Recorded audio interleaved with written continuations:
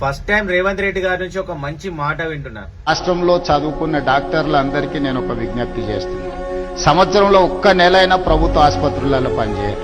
11 నెలలు మీరు మీకు నచ్చిన ప్లేస్ లో మీకు నచ్చిన జీతం తీసుకొని మీకు నచ్చిన లైఫ్ ను మీరు లీడ్ చేయండి. సోషల్ రెస్పాన్సిబిలిటీ కింద సంవత్సరంలో ఒక్క నెల ఎక్కడైనా నిజంగా రేవంత్ రెడ్డి చెప్పినట్టు ప్రతి ఒక్క డాక్టర్ కూడా మీకు నచ్చిన ఊర్లలో మీకు నచ్చిన గవర్నమెంట్ హాస్పిటల్లో ఒక్కొక్క నెల పనిచేసుకుంటూ పోతే సంవత్సరం వరకు మీరు జనాలకి ఎంతో సేవ చేసిన వాళ్ళు అవుతారు. కానీ ఇది జరగని పని.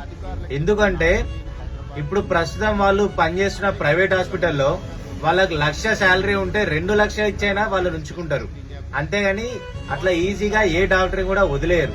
ఎందుకు అంటే గవర్నమెంట్ హాస్పిటల్ ఇలా సేవలు చేసుకుంటూ వెళ్లిపోతే ప్రైవేట్ హాస్పిటల్ కి వచ్చే ఇన్కమ్ తగ్గిపోతుందని జనాలకి సేవ చేయడం అనేది ఆలోచన కాదు. ఇక్కడ వాళ్ళ హాస్పిటల్ కి వచ్చే ఇన్కమ్ తగ్గిపోతుందనే ఆలోచనతోని ఈ జూనియర్ డాక్టర్ అయినా సీనియర్ డాక్టర్ అయినా బయటికి అసలు పంపించలేరు.